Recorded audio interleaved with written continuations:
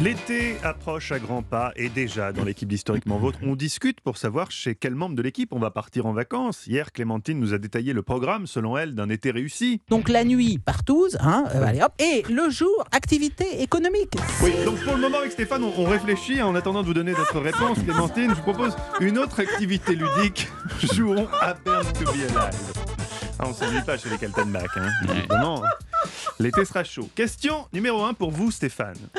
Autrefois, je ne vous apprends rien, Stéphane, la justice était de droit divin. Témoin de ce passé, la robe des avocats ressemble à s'y méprendre à celle des curés. D'ailleurs, il y a 7 boutons à la robe des avocats, comme les 7 jours qui ont été nécessaires à Dieu pour créer le monde. Vrai ou faux ? Oh, c'est une belle question. C'est une belle question, Très mais belle question. Mais la réponse j'ai sera peut-être jamais belle. entendu ça. Vous n'avez jamais entendu ça ? Non. Les avocats Jamais. portent l'épitoge. Oui, l'épitoge, ça, en oui, revanche, la Vous robe n'avez jamais noire. entendu parler Non. Des de sept l'anecdote qui explique le nombre de boutons à la robe C'est d'un une belle avocat ? histoire qui est tout à fait crédible. C'est crédible, mais j'ai l'impression pour- que c'est un piège. Ouais. Pour la soutane des curés, qu'il puisse y avoir dans le vêtement même, dans le vêtement sacerdotal, une allusion, une référence à la Bible. Non, j'ai Mais- l'impression que c'est un piège. Je dis non. Vous dites non. Je dis non. Vous avez gagné. Vous avez su déjouer le piège habilement, Stéphane, alors qu'il y avait un lien avec l'Église. Il y a 33 boutons à une robe d'avocat. Pourquoi 33 boutons ? L'âge du Christ. Référence directe à l'âge du Christ. Joli. Pas de points supplémentaires néanmoins. N'exagérons pas. On ne va pas commencer comme Elle ça. a essayé de distribuer les m'induire points. en erreur. En parce plus, que, vous l'avez en vu. plus, Non, on me dit, pas du tout, si parce elle que- me disait oui, c'est une belle Oui. histoire. Belle Oui, histoire. non, mais Stéphane, machin. moi j'aurais Oui. répondu oui, je me serais planté. Parce que je trouve qu'en effet. Et d'ailleurs, regardez, il y a 33 boutons en référence Oui. à l'âge du Christ. Il aurait pu y avoir Bah, 7 7 jours en boutons, référence exactement. Bien sûr. Question numéro 2, 1-0 pour l'instant. Clémentine, en 320, dans la 12e légion romaine de César, celle qui a combattu les Helvètes, se trouvaient les 40 martyrs de Sébaste.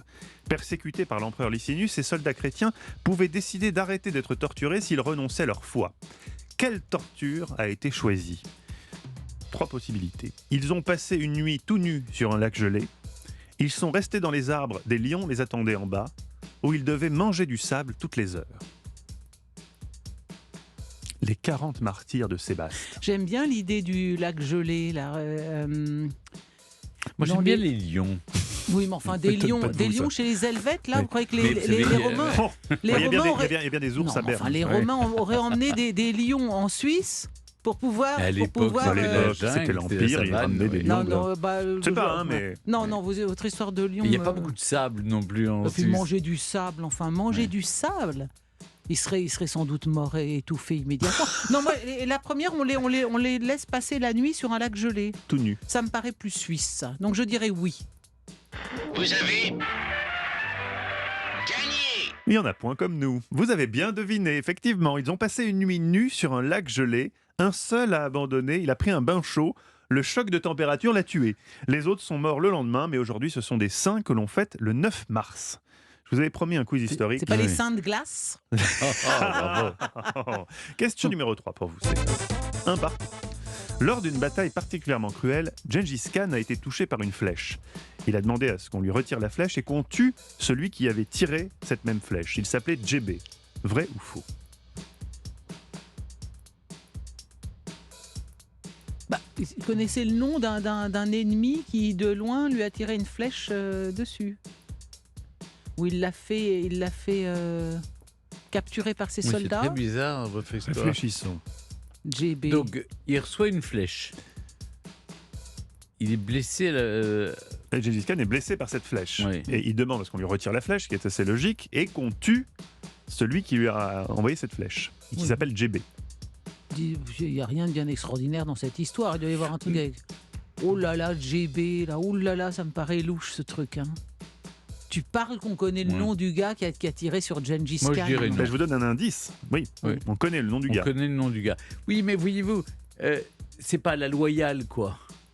C'est-à-dire Bah, c'est-à-dire, le type vous tire dessus, vous envoyez pas quelqu'un d'autre aller Bah, il tuer était celui... blessé, et puis c'est Gengis Khan, et c'est quand même pas lui qui va aller arraisonner son...